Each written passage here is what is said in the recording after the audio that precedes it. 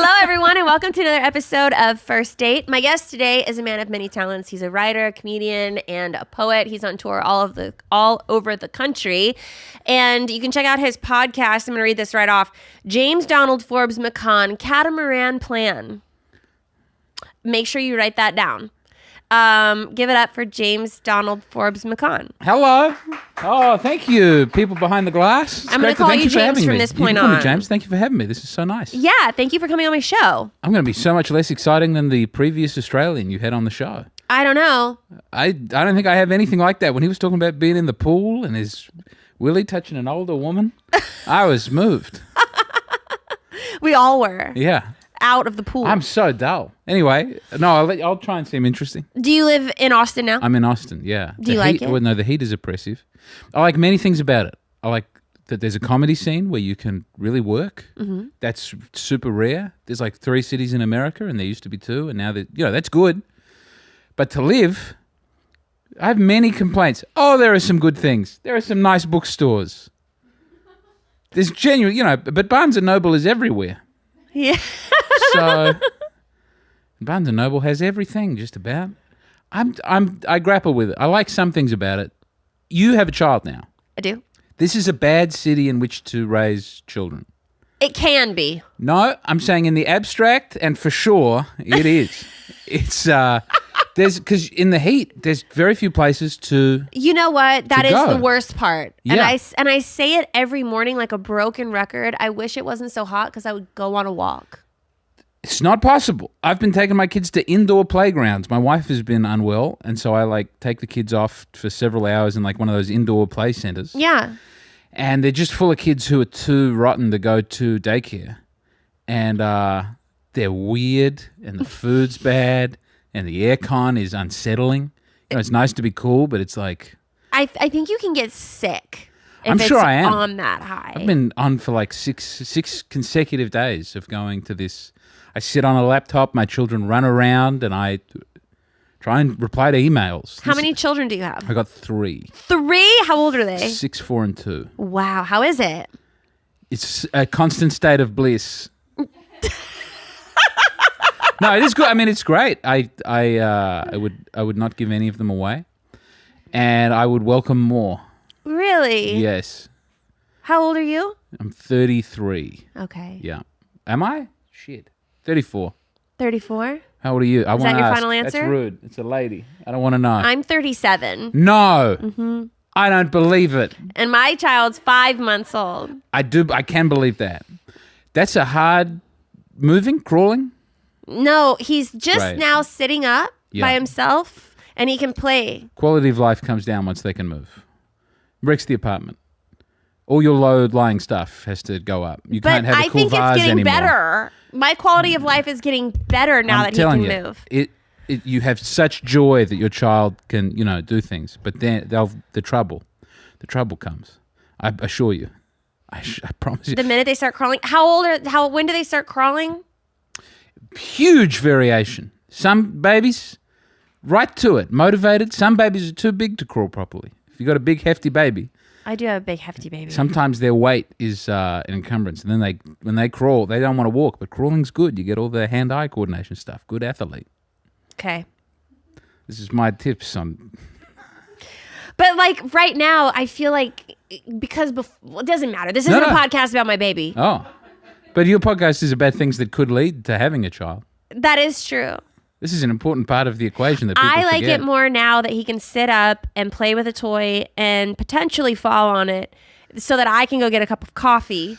That is good. Because before he was a baked potato. Yeah. And I had to carry him everywhere or he would scream cry. Well, the attachment issues can be a problem. And when they can talk, a lot of, sometimes you have to wait till 2-3 years old until they can talk properly. Man. But then... I don't need him to talk to me. It's nice because then they can express the issues. It's not just a random scream, and you go, "What is that for?" But I don't care if he cries. I'm like, you got a quiet cry? No, the shrill cries of my children wound me to my soul. I just it's the pick love him up. I have. If I pick him up, he stops crying. He just wants to be in my arms. We're learning more. That's beautiful. But your husband, if he holds the child, does the child stop crying? Yeah. No, not as much. I'm important to mommy. have a mother. It's I'm important to mommy. isn't it important to You have can a tell mother? that I'm mommy because I hold him and he'll go to sleep. Yeah. And I hold him and I feed How him. I yearn to be mommy. Yeah. This is you can do so much more for the child as a mother. You've got a big milky tit that you can wedge in the It is mouth true. if you do that. The one boob's like pretty much stopped producing Really? milk. Yeah. So now he lives off my left boob. One for show, one for business. Yeah. Yep. And it's One crazy. for Like business, now one for they're like pleasure. lopsided. I'm sure they're great. But I just want him to go back to normal. Never. The nipple has changed irrevocably. No. What? You think you go back to having sweet 16 nipples again? No. No. But that's also good. You know, the good, tough, leathery nipple. That's what a man wants. That's what I love. No. Oh. Sad, pink, flexible nipples. Gross. I don't like that. I like them put to use.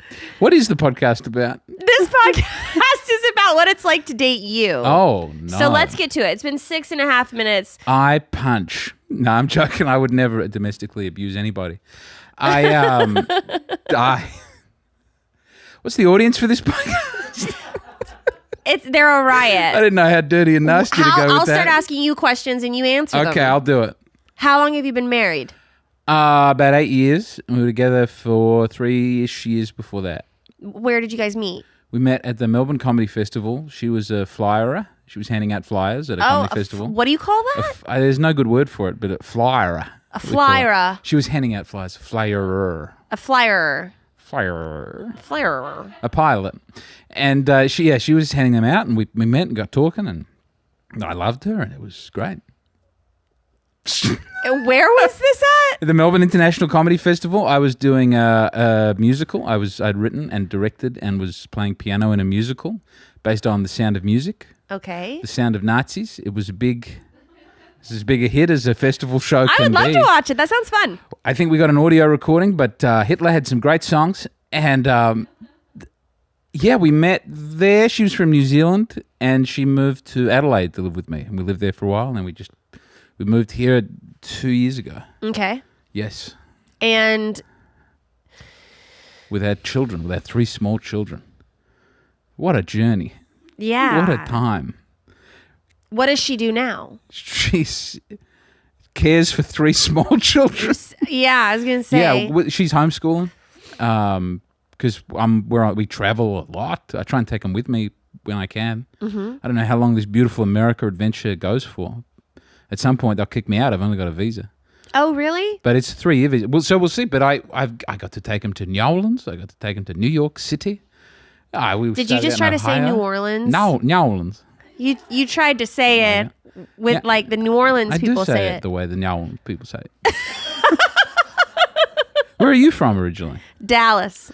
What a fine city. I grew up in a suburb called Mesquite. Okay. It's nothing to write home about. I never go visit it. It's not cute. You don't have family there still? No. Okay, well then there's probably no good. No family there. Suburbs just means white here, doesn't it? It's like a little it's like a section off of Dallas because Dallas is like a big. I've seen it, and you got the Fort Worth, which has its own distinct, beautiful identity. Yeah, it's like big. Yeah, and so I grew up in a smaller town. So you followed the path of all lesbians in Texas, which is to move from a big city to Austin. Is that what lesbians do? That seems to be what Texas lesbians get up to. I'm not saying that you are a lesbian. I'm saying that's the lesbian journey. I've seen the vegan cafes. Oh. I think this is, Manhattan is a long way away. patisseries. Do you know what? Yes. The gluten-free cookies and all their little beautiful businesses. They've all done it. They love you. They've all done it. That's the journey they're on. They probably all come from Houston. They all probably just came from the... I didn't know that. Are you really from Houston out there? Yeah, there you go. They're like, I got to get out of the woodlands immediately and have real culture in Austin. It's like, hope you're like hot in a fucking soccer team. How good's Book People?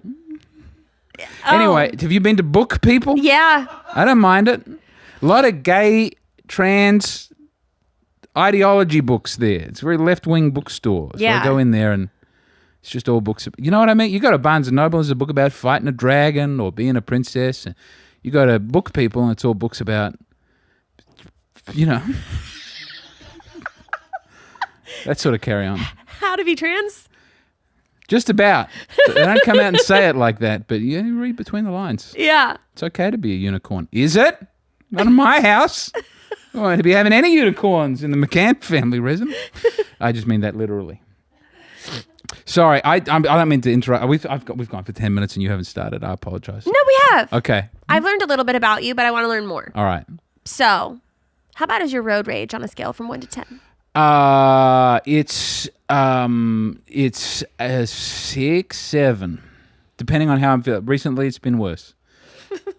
I recently honked. I was pulling into they weren't even doing anything wrong, but it was like, they've constructed this thing by my house where someone can turn in onto a road island. Uh-huh.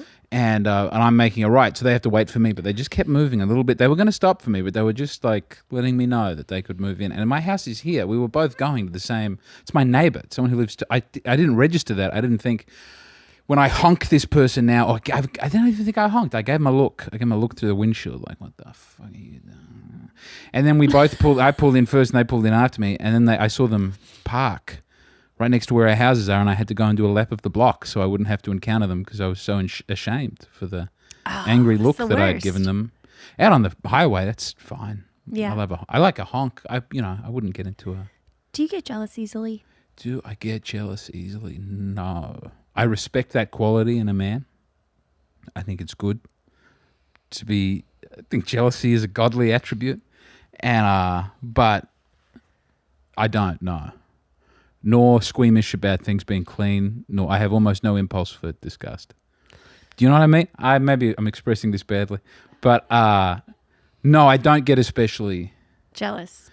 One woman I was with had a lower sex drive, and she offered me to be in an open relationship, but one-sided. She was like, "You can go out and have the intercourse with other women, and I will stay with you, and you just tell me when you've done that." And I couldn't, not once did I undertake that because I found that revolting.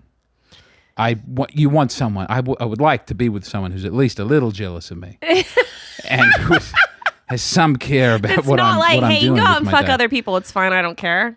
Yeah, I'd like them to like me enough that would be a problem, which my wife does. That's great. That is good. Yeah. It sounds like you found someone better. I wouldn't, better is such a big, well suited. I think we don't get,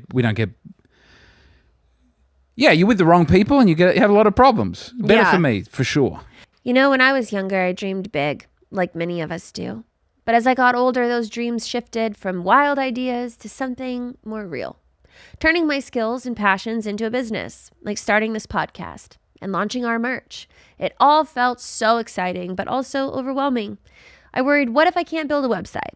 What if I don't know how to find customers? Those doubts are totally normal. That's why I love Shopify. Shopify powers millions of businesses worldwide, including big names like Mattel and Gymshark, but also brands that are just getting started like ours. We actually use Shopify to run our own merch store, and it makes everything so much easier. They have beautiful, ready-to-go website templates, so you don't have to be a design expert. Need help with product photos, descriptions, or discounts? Shopify's AI tools cover that. Want to grow your audience? Shopify makes email and social media campaigns simple. And if you get stuck, their award-winning 24/7 support is always there. Turn your big business idea into with Shopify on your side. Sign up for your $1 per month trial and start selling today at shopify.com/date. Go to shopify.com/date. Shopify.com/date. One of the best pieces of money advice I ever got was don't wait to start investing, just start. And that stuck with me. Getting advice is one thing, but actually putting it into practice is another. That's why I love Acorns. It makes building healthy money habits automatic. Acorns is the financial wellness app that helps you invest and save for you and your family's future and spend smarter. You can even start automatically investing with just your spare change. And Acorns puts money into an expert-built portfolio.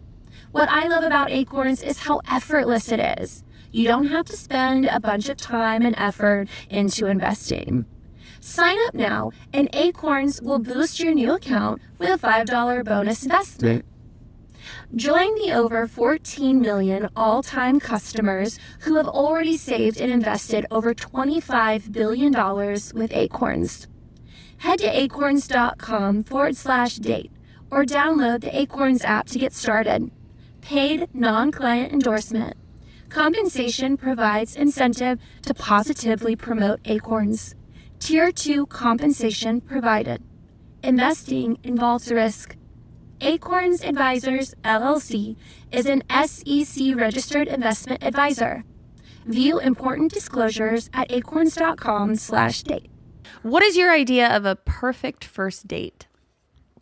oh gosh, it's been a long time now. I enjoy going to a movie and talking about it afterwards. Okay, even still today, that's if you go on a date with your If wife? we get the time. I mean, we got the 3 kids, so now it's like we'll watch one of the new King of the Hill episodes and go, that was not as good as it used to be. That's about it. But I really, the talking and having a nice meal. Do you like to cook? No. No, I don't. I've been doing breakfasts every day this week. I've cooked other times as well. But I'm not, it's not my strength and I'm not good at it. And we, when we were growing up, my brother was a very fussy eater. And so we would just have like 3 meals. We'd have and everyone was a vegetarian. So it was pasta just about every night. Are you a vegetarian? No. Oh, thank God. No, I left that behind. Thank you. Thank Yeah. you. I would have been like 21. From like 9 to 21, I would have been a vegetarian. And then I didn't want to. I don't blame you. I think it's good to kill. I think killing fills us with a certain kind of joy that can't be found. Excuse me, I'm just having a big silly one. No, no, but this is like some crazy thing that a statistic, and I'm going to fuck it up just like I always do when I try to like express a fact that I heard. But agriculturally, yes, a lot of animals what you're saying, yes. die. Yes. When even when you're vegetarians are vegetarians because they don't want to kill farm life, right? They don't want to kill. But the number of bugs that have to be crushed and plow squirrels the wheat. and other animals. Yeah, I think if you're living a killed. full permaculture lifestyle on a commune somewhere, go for it. Yeah, no, you have to. But do you know what I'm saying? Death is all around us. I think that's what you're saying. I'm trying to say that vegetarians aren't not killing animals by eating vegetables. Yeah, they're just not as directly responsible. And also, but that's true of every person trying to make their life better in some way. People can go, I'm gonna thrift instead of buying new clothes, so I don't have the itty bitty orphans in Indochina ruining their fingers on the loom. Do you go thrift store shopping? Yes, but it's because I'm poor. But I think there's moral problems with thrifting. I mean, for one thing, people who buy new clothes then feel free to buy even more clothes because they go, I can just give this to a thrift store afterwards. You're not like ending the cycle of horrible sweatshoppery by going to a thrift store. But how good to do your best. What a nice thing. I like that the vegetarians are giving it a go. I don't believe that that's a proper way to live, but maybe I'm wrong. No, I agree. Yeah. How good's meat? Isn't meat nice? Yeah. Isn't it nice to think of the Indian emigre who's there in the abattoir? What? No, I'm just... It's not just the animal that's suffering to get the meat to table. I mean, it's like those people who have to go and do that job. I believe it's not fun. that I'm not going to let that animal die in vain. Sure, yeah. He's dead. They're selling the meat. Who am I to walk past it and say, die in vain? I feel that way about child. That's a joke. I'm kidding. But they're making it. It's out there. Okay, I see what you're saying. I could have phrased that. I could have picked a better example. You could have picked a I better could have done example, that James. with something that wouldn't be so clippable in such an egregious fashion. Let's take that one again. How do we take that one again? I'll put the heroin in my... Wouldn't that have been better? Fuck. Thank you for having me. Yeah. Do you have any irrational fears? Yeah, I'm sure I do. Okay. I'm trying to think about what they are. Drugs? Have you ever done drugs? I briefly, I mean, not illegal drugs, but there was a time when I was drinking alcohol and having codeine. It was a beautiful summer where I was doing that. It's not good for you long term, and it'll, but that was a winner. Wow, that's a good time. But I've never smoked codeine? never smoked a marijuana cigarette, but I did do alcohol and I was sipping on a scissor. Yeah. Rest in peace, Pimp C. Scared me straight. You seem kind of gangster. Yes. Danny Brown didn't want any of my beats. But that was fine. He was right. I tried to make rap beats for Danny Brown. He didn't like them? He laughed. Rude. He didn't want to use them. No, he was good-natured and he was really kind about it. But, I'm going to work harder on making beats. Do you take it seriously? Music making? Yeah. Very much so. Really? Yeah. What's your music name? I got a couple. Mr. Very Good Rapper. Snorty Morty and the Sporty 40. That was a short-lived band where I wanted to get 40 guys dressed as tennis athletes while I had something that looked like cocaine covering my face. I would be Snorty Morty. Anyway, yeah. That one never got off the ground. I just released the EP. The James McCann Orchestra. Okay. The James Donald Forbes McCann Orchestra. Currently just my own name. Sometimes I wish we were a catamaran. Out now on all digital platforms. It's like 14 songs. What was the last good book you read, since you're going to bookstores all the time? It's a great question. The last one that really... It's been a while since one really got to me, but I Keep the Aspidistra Flying. I audiobooked it. I'm sorry? It's by George Orwell. It's George Orwell, Keep the Aspidistra Flying. It's not as well known as Animal Farm or like 1984. Keep the Epidestra? Aspidistra. I might be getting that wrong. Am I getting that? I might be getting that wrong. But it's about it's a kind of plant that working class people had in England. And there's a guy who doesn't want to be a working class man. He wants to be like a poet. And he's not a good poet. And he, his girlfriend, he never has money and no one wants his poems. He works in a crappy bookstore for not enough money to get by. And I had to drop a spoiler on the ending, but he thinks it would be weak and wrong to pull out during sex intercourse when he finally does get to go to bed with his lady and she becomes pregnant. And he goes, right, fuck it, I'll just be a middle class. I'll go and get a good job at a copywriting agency and I'll get the plant that everybody has and I will be a boring, bougie person. It's kind of an optimistic ending that you can live a very boring, normie life and still be fulfilled working for your family. Yeah. Yeah. And also that condoms are gross and pulling out's always wrong. That's the other big part of the novel that people don't talk about as much. So you're a poet. New book of poetry out now. Disquieting Levels of Egg. Amazon, Disquieting Levels of Egg. That's my new book of poems. I'm a poet too. Get out. I am. I wrote a book called Cases of a Poet. How did it sell? I sold one copy on the Venice Boardwalk Boulevard to a 10-year-old skateboarder. Nice. Who felt bad for me. You got to get it on Amazon. I don't think anybody fucking cares about my book of poetry. I don't know. You got a podcast now. People would. Oh my gosh. I let me tell you about this book. So when I moved to California, I don't think have I ever even told anyone this? I don't think I've ever said this before. So when I moved from Dallas to California when I was 18. Los Angeles? Yep. And the only way that my dad would help me pay for my car, and I lived with my grandparents, so I moved in with my grandparents, my rent was free. Yeah. But I had this car payment and I had to eat. And so my dad told me that he would help me pay for my car and my food if I went to college. So I went to a community college. Nice. I took all the fun classes. I took theater, language arts, I took Shakespearean literature, biblical literature, and English literature. Great. That's not piss about subjects. That's good study. I liked to read. Yeah. So in my Shakespearean literature class, we had to write poetry. Nice. So I started writing poetry and I started falling in love with it. Yeah. Thought I was the next Shakespeare. Wrote like over 100 poems, put it in a book, I self-published it. I Yeah. made 500 copies because I was like, that might not even be enough for how many I'm going to sell when I go to the Venice Boardwalk, where all these hippie people walk by Yeah. and buy books for $10.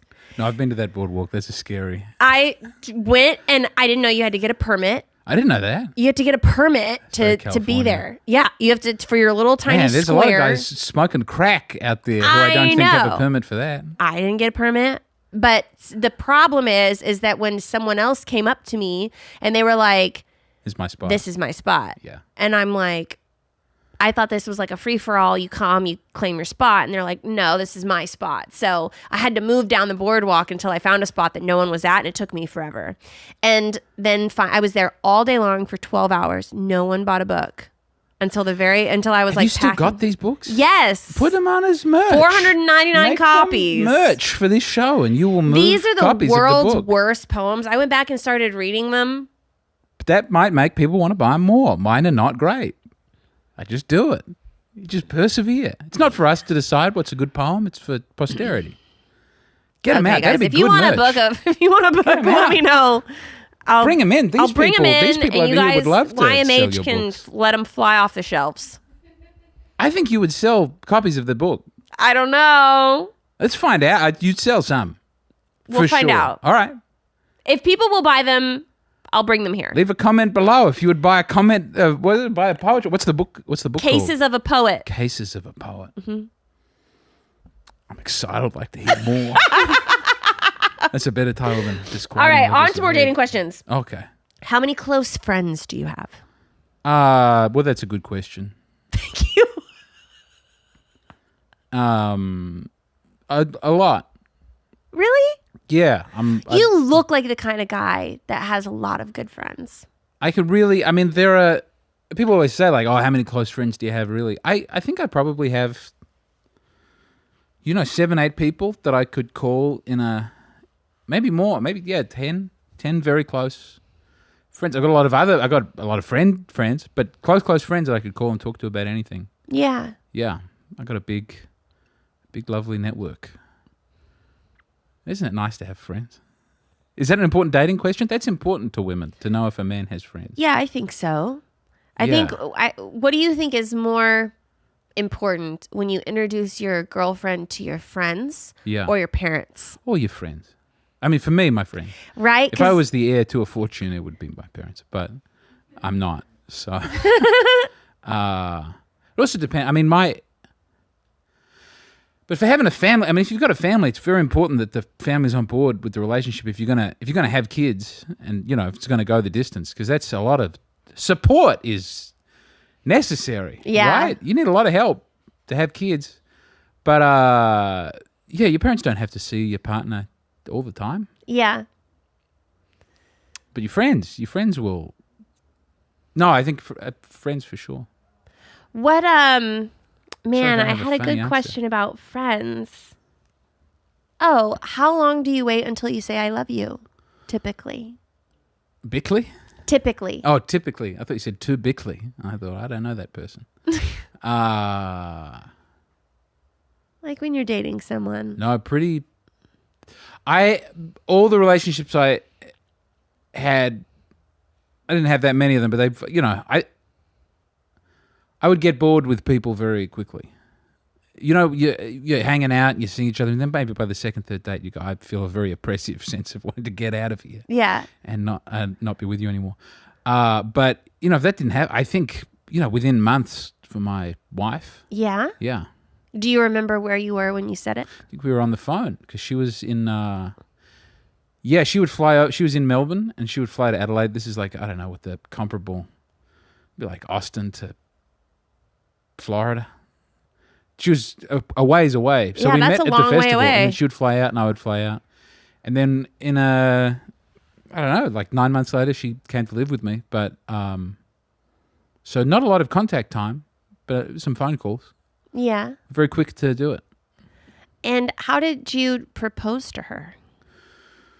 I was poorer then than I am now.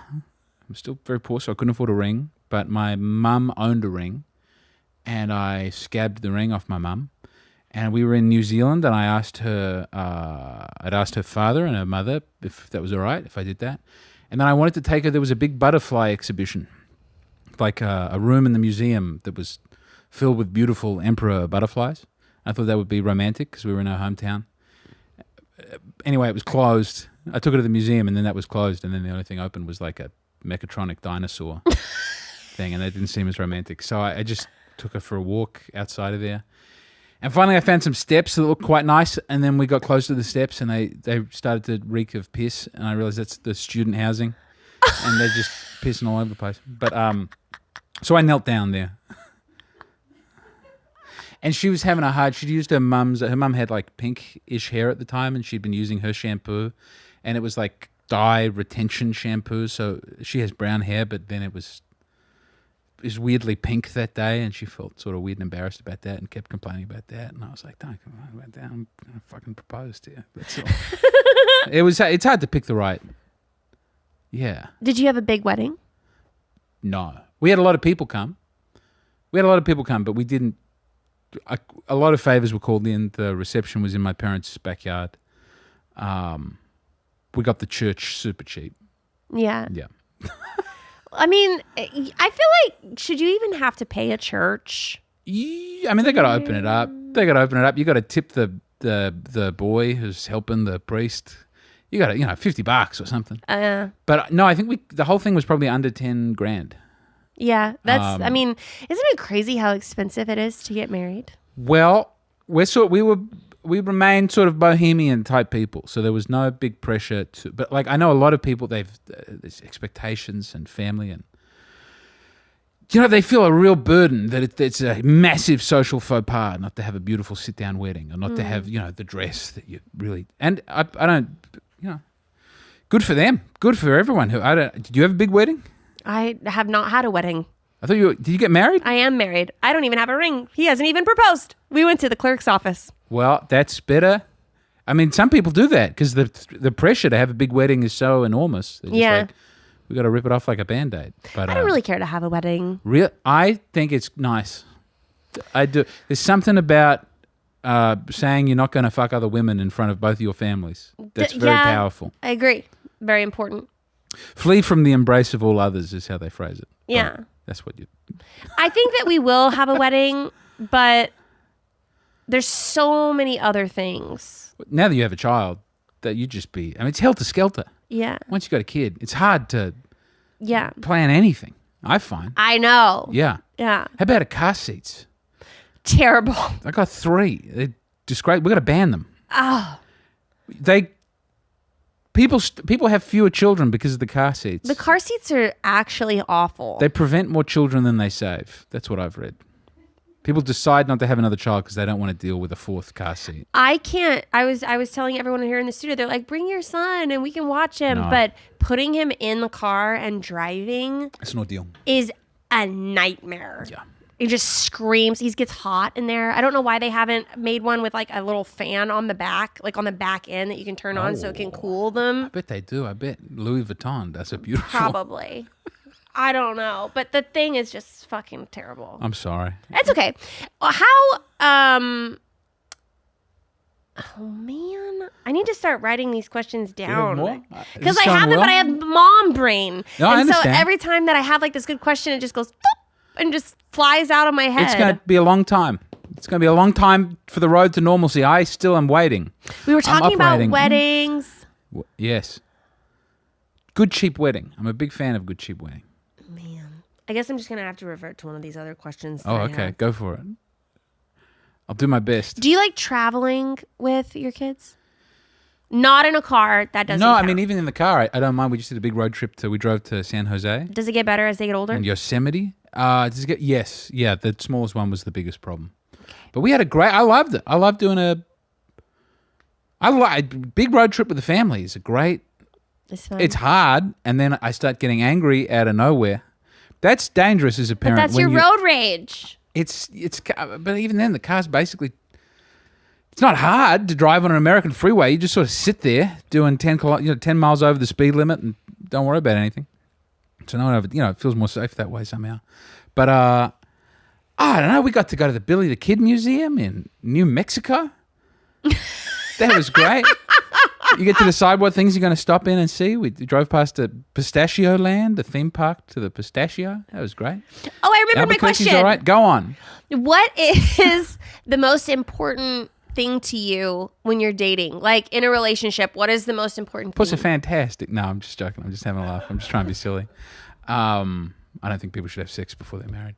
The important thing with dating, what's the most important?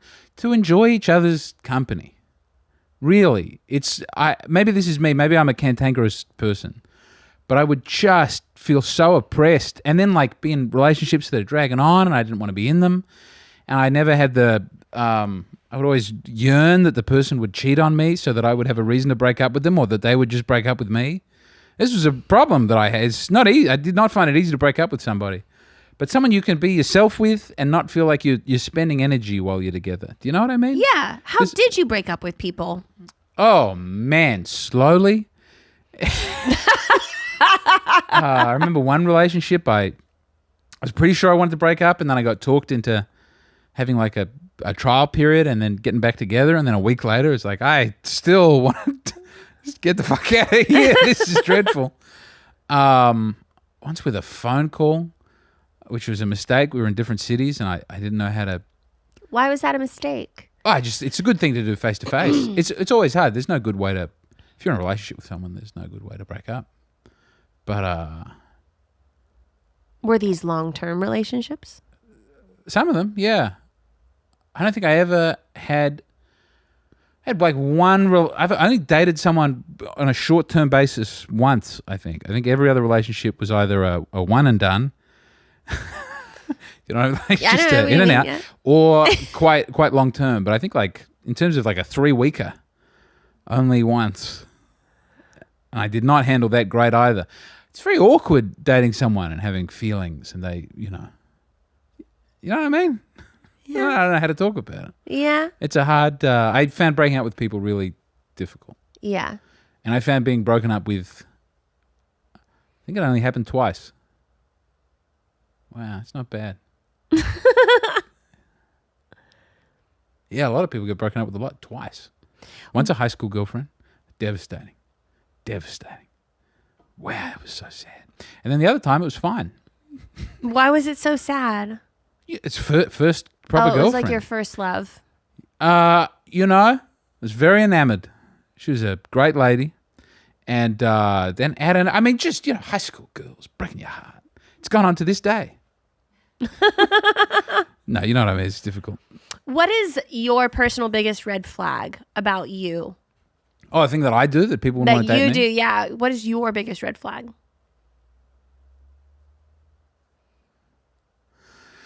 Fuck, there'd be a couple. If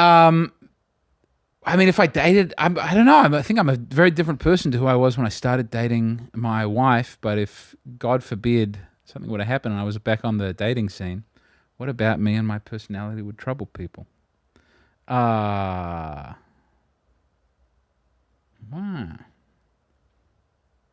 I should think about that more. I mean, well, it doesn't really matter now that you're married. Well, no, and that's a joy that you don't have to do that sort of self-criticism. Because I remember when I was dating people, and you'd have to hide parts of yourself from the other person to especially until you got them.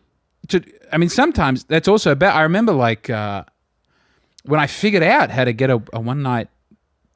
How to take a lady to bed that I'd met, the answer I found was to say almost nothing, and that a woman has decided if she's sexually interested in you pretty quickly, and you can only stuff that up by showing who you really are. Do you know what I mean? Who you really are is going to be the problem, because that's rare to have a soulmate that you want to spend the rest of your life with. So if they can project on you, I found that really helpful. Mm-hmm. It's just the opposite to a good way to have a healthy relationship. But I think that's the secret to actually just starting dating somebody is don't let them know at all who you are. I guess, my red flag, I'm not an especially tidy person. Okay. I'm a deeply untidy person. I mean, for a long time, there would have been heaps. I'm shocked that anyone possessed interest, but I was like super poor, didn't have a car, couldn't drive until I was like 26. That probably set me back. I think it's probably important to have a car if you're on the dating scene. But I would bus to the date. And, man, I don't even know. I'm trying to think about it. Red flags are a tough one because people have them. I hear my friends who are perpetually single talk about this all the time. And there'll be things that they identify things that they know they don't like about people in general, and they call a red flag. I don't think this is helpful to being in a healthy... I think there's a reason some of those people are single all the time, is because they're trying to find someone who fits into their category of what they want a partner to be. And that's not really how a proper relationship works. You fall in love with someone and you make it all work, you know? Yeah. Because you love them. But this thought of, I'm going to get someone who does this and earns this and looks like this and doesn't do this and he won't. I don't think that's especially... I understand having some things like, oh, he's punching walls at a restaurant. That probably means he's a violent fella. But no, I think you should just take people as they are and see if you can love them. I suppose people lose the ability to fall in love as they get older. Do you think? I really do think. That people lose the ability People to get fall. callous. People get, they carry around a lot of their past experiences and traumas. And maybe it's harder for them to really get excited about a person or picture themselves with them. I see this all the time where people have built a personality that's not really open to being carried away by love. There's just no room in there. They have too materialistic, I don't know if that's the word, but like systematized way of thinking and acting to allow things to be... Love should change you and have you destroy all parts of yourself, you know, that get in the way of that. It's a very... it's a scary, transformative, weird, bad thing in many ways to fall in love. It's a very destructive impulse that can ruin what was your life, and hopefully you get a new, beautiful life at the end of it. Yeah. But I think that's sort of what being in love requires. Love does change you a lot. It has to. Mm-hmm. And if you're going... Have you seen the movie The Materialist? I hated it. But... and they're also attacking this. I just thought it was a really bad movie. But yeah, you can't... First of all, I don't think you should have a type. No one should think they have a type. Because a type is... There's an Amos Gill bit. It's a great bit, but it's true. A type is everyone that it hasn't worked out with in the past. Mm-hmm. If you're like, this is my type, leggy blonde. I'm pointing in the abstract. I'm pointing at you. I'm sure you've got great legs. Can't see them. There's a table. But, you know, maybe it doesn't, and it hasn't never worked out. I don't know. I find a lot... This is an American problem more so than... I notice the genders here are not great at treating each other like people. Mm. Do you know what I'm saying? No. Friendships with men and women are not thoroughly common. Okay. I find that men and women don't really, it's not expected that your romantic partner will be your best friend necessarily. She's in woman world and you're in man world and you come together to make that work there, but still... She's got all the woman friends over here and you've got all the man friends there, and some of that's good. But there's like people are really playing you have a very strong sense of gender roles in America. Mm-hmm. A woman should look like this, a man should look like that, and they're very restrictive. And I think that's why so many little boys are trying to chop their dicks off, because what is a man is so limiting and what is a woman is very limiting. Excuse me, I've gone off on a tangent. So what was your red flag? Probably that I say things like this and I have to hide that. From someone on a date in case that turns them off. You just shut up and go, I like that band too. Yeah, great.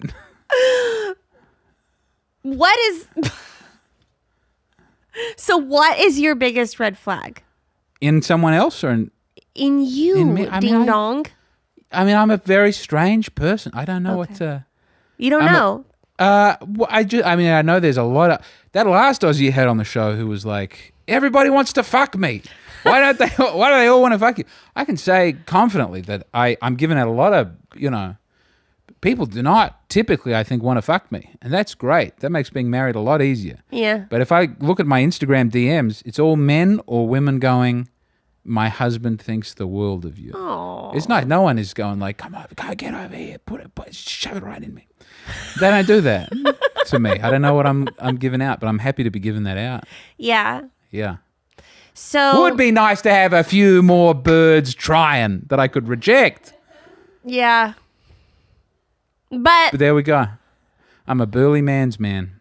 I honestly don't. I don't know. Do you like to drink? Sure. What do you like to drink? Oh, these are the sorts of things.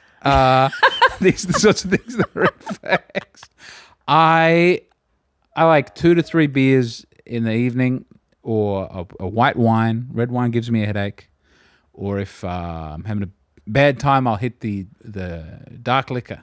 Oh, like what? Whiskey? A whiskey's a lovely thing to have, or with friends. But yeah, just not a lot. I don't have the constitution. I see all these men who can really put them back. Really, you go ahead. Some of the comics, they know how to put them down. They really drink, and I get very sleepy. I do too. Yeah, I have 3 drinks, and I've had about enough. Yeah. Yes. What is? Or I vomit in the front yard if I mix them up. Hasn't happened in a while. I've been very cautious, but certainly, my wife will go, "Don't drink red wine." Just be out there. Would you consider yourself romantic? These are hard. These are too hard. I don't think I would be described as being romantic. Maybe I feel romantic. What is your love language? Acts of service.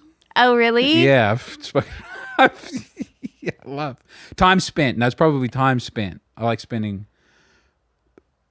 I get very, I think codependency is great, and more people should. Yeah. Yeah, you do. You're living life as a team. You're I'm doing things super together. codependent. Time spent is a big one. Spending a lot of time together. I think I'm all of them. Yeah, I'm not opposed to a couple of words of affirmation. Yeah. Wow. Gift giving. Who doesn't like a gift give?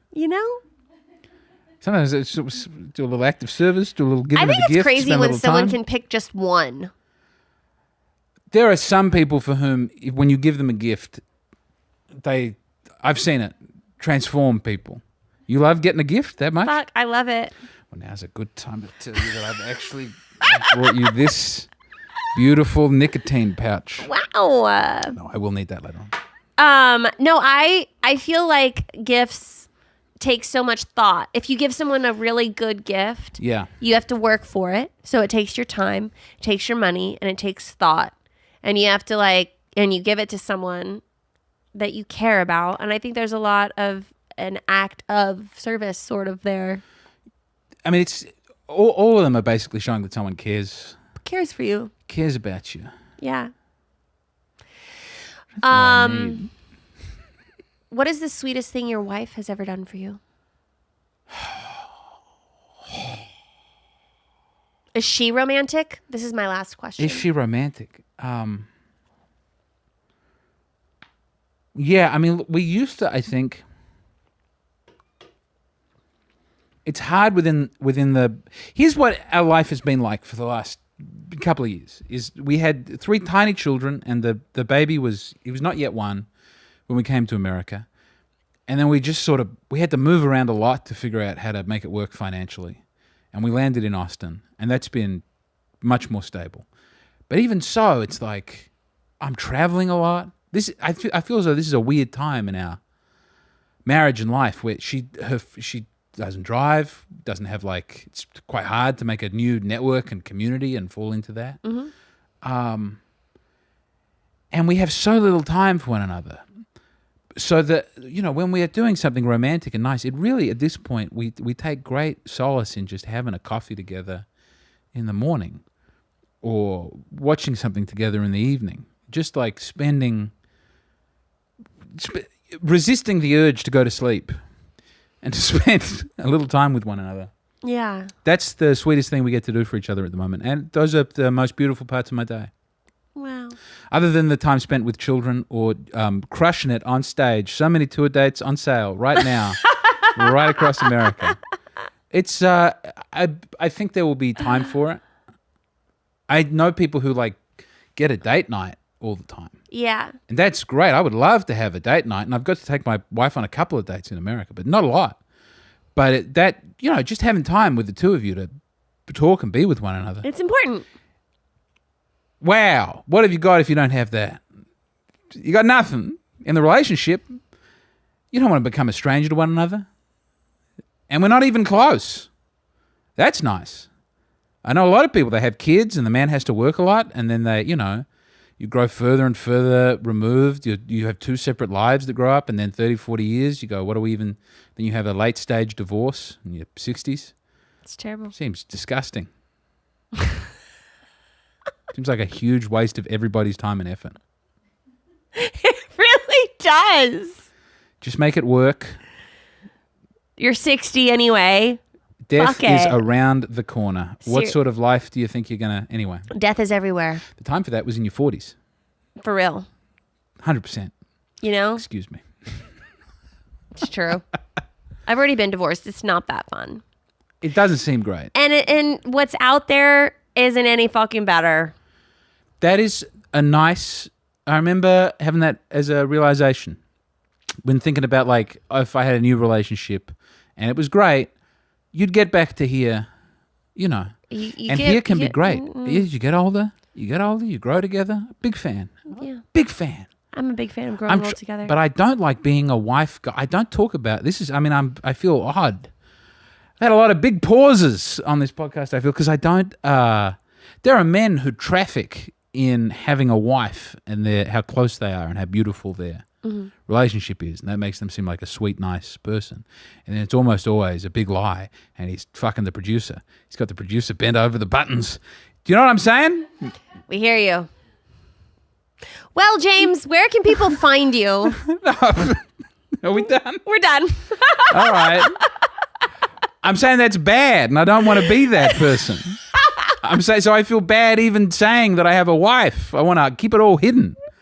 I want people to just regard me as a bad boy. You're not a bad boy. Party's hard. Tells it like it is. Yeah. I'm on the Instagram, at JDF McCann. So many tour dates. New comedy special. It's called Black Israelite. Okay. It's all about Black America and the state of Israel. Okay. It's a great time. Yeah. And Disquieting Levels of Egg, potentially out now. Yeah. Get your book of poems out there. People can't wait. I've gone on for so long. This is meant to be a half-hour podcast. You've been very good for having me here. It's okay. I liked it. Thank you for coming on my show. Thank you for having me. And thank you guys for tuning in to another wonderful episode. We'll see you next time. First date, baby. Are you really drinking a glass of milk with dinner? First date, I can't wait. You told your mom about me? Just say you're ready. Delete my number.